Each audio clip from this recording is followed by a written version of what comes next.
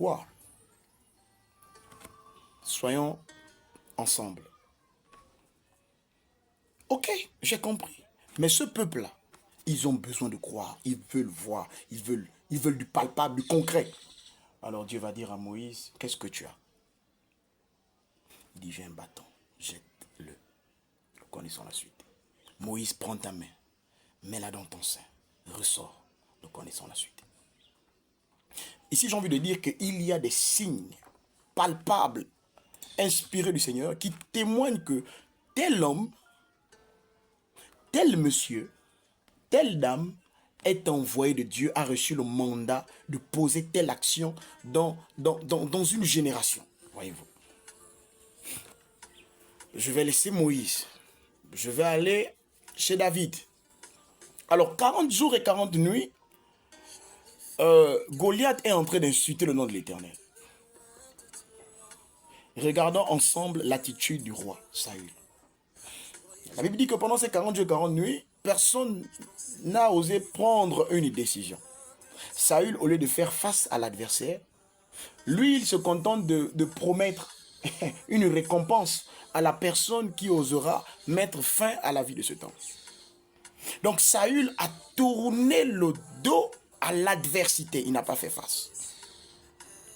Je veux parler de quoi dans cette illustration de la parole de Dieu?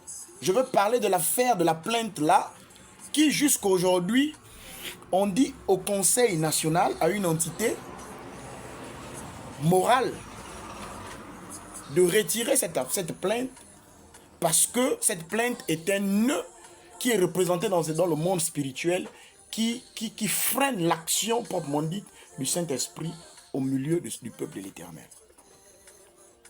Alors, les autorités, sinon l'autorité, refuse de faire face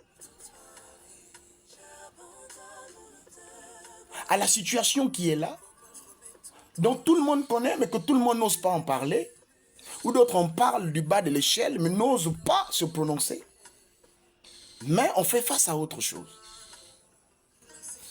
Certains viendront vous parler certains ont parlé jadis des fondamentaux. Je laisse là-bas, je suis dans cette génération. Aujourd'hui, j'entends certains parler des actes sacerdotaux.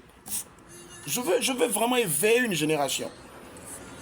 Vous laissez d'abord le nœud qui est là, mais vous voulez garder un peuple captif. Comme pour vouloir donner l'impression que vous voulez répondre aux besoins pressants de ce peuple. Mais est-ce que le besoin pressant de ce peuple, c'est de laisser libre et à qui d'opérer les actes sacerdotaux? Parce que voyez-vous, ce peuple n'est pas dupe. Ce peuple n'est pas dupe, c'est le peuple de l'Éternel. Et donc par conséquent, ce peuple-là n'est pas ignorant que nous avons une situation auprès des autorités judiciaires que nous devons de régler. Mais que nous voulons laisser pourrir comme si de rien n'était. Le peuple-là n'est pas dupe. Face à cette situation-là de division-là, certains sont morts. Face à cette situation-là, d'autres sont malades dans les maisons. D'autres sont malades où vous connaissez. On fait semblant de parler de la situation de quelqu'un qui est oppressé à l'autel de l'Éternel, mais quand on va vérifier les actions proprement dites qui se doivent d'être démontrées et posées, ça, on ne fait pas. Et donc, par conséquent, ce peuple demeure esclave. Mais esclave de qui? Puisque son ennemi est à l'intérieur. Son ennemi est simplement ses dirigeants, qui l'oppriment, qui mentent. Mais pour quel intérêt? Et donc, nous tournons le dos à l'adversité, comme l'a fait le roi Saül. Jusqu'à ce que je rentre en scène, je parlais de David. David apparaît et nous connaissons l'histoire. Quand l'honneur de l'Éternel est mis en jeu à ce niveau-là, on se met tous ensemble pour faire face. Alors David, mais le David, lui, c'est pas quelqu'un qui affronte l'adversité avec vos armes, pas du tout. Il passe à l'action. David, c'est pas un parlementaire. David, c'est l'homme de l'action.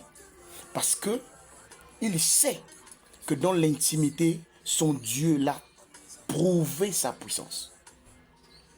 David a fait face à Goliath avec, on va dire, une arme insignifiante. Nous connaissons l'histoire de la pierre. Et avec l'épée de Goliath, David a tranché la tête de Goliath. Alors, une question est montée dans mon esprit. Lesquels se reconnaissent comme étant les fils et filles du feu prophète d'Emba Isaïe et qui aimeraient, qui ont le souhait, parce que je sais de quoi je parle, et je parle en qualité de voyant, qui ont ce souhait, ce rêve ardent, ce désir ardent de revoir cette communauté-là ensemble. Le moment n'est plus d'avoir l'attitude du roi Saül.